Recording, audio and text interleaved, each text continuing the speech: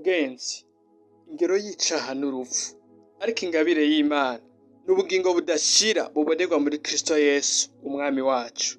Iki ni ikiganiro ubuzima buhindutse, tunezerwa na Impact kiriko kiragira, mwarahezagiwe.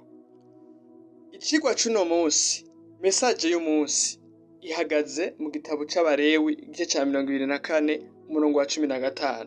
Ubu n'ubutumwa bwawe wewe uriko urumviriza, wowe mugenzi dusangiye urugendo, ubifate nka nkama ni rwawe, nkemu yarakubwira.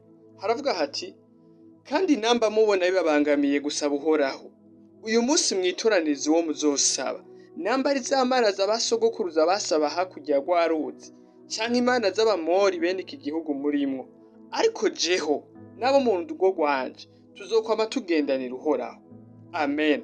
Iri jambo ry'Imana ryaje mu gihe gikwiye, kandi nawe rigushikiye mu gihe gikwiye. Iki cari gihe Abanyisirayeli vyasa nk'uko bagire binjire mu gihugu c'isezerano. Uwari abayoboye Yosuwa yarabicaritse ahantu arababwiye ati, bene data ndagomba muhitemwo, ndabona yuko mwatanguye kubivamwo, ndabona ko mwatanguye kumera nk'ibijabija, ndagomba muhitemwo, ndabahitishamwo. Twavuye ahatandukanye, Imana yadukuye mu bice vyinshi, ariko mwebwe ndababona ko mwatanguye kuza mw'isi, isi yabaganjije. Ndagomba mubandanye n'isi canke muhitemwo Imana, ariko jeho Yosuwa nzokwama nkurikira Imana yanje nabo mu rugo rwanje. Ijambo niri, hitamwo canke uhitemwo Kristo, bandanya na Satani, bandanya n'isi canke ubandanye na Kristo. Ubu n'ubutumwa bwawe uno munsi. Nagenda kwibutse iyo Imana yagukuye. Kera wari ukenye, ariko uwo munsi raba ahantu wicaye, raba inzu urimo. Abandi inda zarakorotse, abandi bavuka badakomeye, ariko weho uracari muzima. Nivyo ushobora kuba aka kanya ubayeho nabi canke uri mu ntambara, mugabo ndakuremesheje, ku ngingo yawe urashobora guhindura ubuzima.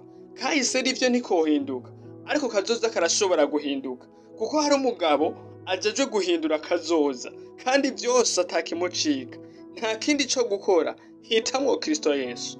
Uramuhitamwo gute? Hindura ubuzima bwawe, akazi kawe, detaye z'ubuzima bwawe, nimba urima, nimba ukora, ivyo ukora vyose naho wirirwa, nimba wiga, nimba ugwaye hehe, ufate ivyo ufise vyose, ubishiremwo impamvu zo gushira muri Kristo Yesu. Pawulo igihe yari ari mu gasho, ntiyabibonye nko gufungwa, ariko yarageze naho yigisha, aravuga ngo nabo ku kirimba baramenye Imana ku bwa gufungwa kwanje, baramenye Kristo. Hari abantu bafata impamvu z'ibibazo barimwo bakazihindura insiguro yo kuvuga Kristo. Nawe hindura ubuzima bwawe, ubugire intahe yigendera ya Kristo. Nimba ufise ururimi, hari ico ururimi rwofasha mu bwami. Nimba uzi gutambuka, uzi gukoma amashi, investisa mu bwami. Rero kumuha ubuzima, kumuhitamwo, ni kwemera ko agukoresha. Hari abandi bakoreshwa n'amadayimoni, bahaye ubuzima bwabo amasatani, nawe gurisha ubuzima bwawe bwa Kristo. Nimba bamwe bagurisha kwa Satani, kubera iki wowe utobugurisha kwa Kristo? Umukorere ivyumviro vyawe, ibikorwa vyawe. None n'ijambo ry'Imana Kristo yatubwiye risumba yandi. Yatubwiye ngo mukundishe Uhoraho Imana yanyu, imitima yanyu yose, ubwenge bwanyu bwose, inkomezi zanyu zose, kandi ntimuzoba muhejeje. Muce mukundana bagenzi banyu nk'uko mwikunda. Hitamwo Kristo. Kera wahora uri umuntu asenga cane. Kera warisonzesha gose. Kera ingabire zaradudubiza. Kera ntiwaronka amahoro utari kuragira ijambo ry'Imana mu mutima. Kera warara mu masengesho, kera warara mu maveye usenga, mu makesha, ariko uno munsi warabivuyemwo. Kera amafaranga yawe yarayo gufasha abagowe, kera ibikorwa vyawe vyashingirwa intahe n'abantu bose, ariko uno munsi umaze kuba mu buzima bwiza, waratwawe. Ibihe vyawe vya kera wari umunyengabire, waravuga ubutumwa, warakora byinshi, wararirimba, ariko uno munsi ingabire Imana yaguhaye ukoresha, iguha kugira ngo uyirimishe, uyikoreshe itarenta. Uyu munsi uyikoresha mu vy'isi. Kera wahora ugira ubwoba wacumuye, usambanya ukasimba umutima, uyu munsi ntaco winona. Kera amafaranga yawe wayakoresha neza, ntiyatuma ugaya umugore wawe, ariko uno munsi nayo kurara mu mahoteli. Kera wari wifashe neza, kera waracumura, umutima wawe ugasimba, ariko uyu munsi ni kwishira amayekutere mu matwi no kumviriza umuziki ngo stress iraheze. Ariko umenye ntibiheranwa, hitamwo Kristo. Hari ubwoko wahamagariwe kubamwo. urafata guhitamwo Kristo cyangwa uhitemwo ivy'isi? Reka tumaze tuyage nk'uko twatanguye tubivuga ivy'ivyaha. Abantu benshi bibaza ngo icaha ni ibintu vy'ivyiyumvigwa. Hari abibaza ko ikintu kitabaho babifata nka mitoloji, abandi bakabifata nka filozofi, ibintu bijanye n'ivyiyumviro vya psychology. Ariko mwene data, icaha kiriho kandi birakogwa. Ikimenyamenya nuko Kristo arico camuvanyeyo mw'ijuru aradupfira kubw'icaha kugira ngo adukize iyicarubozo. Mwene data, ndakwibutsa ikintu.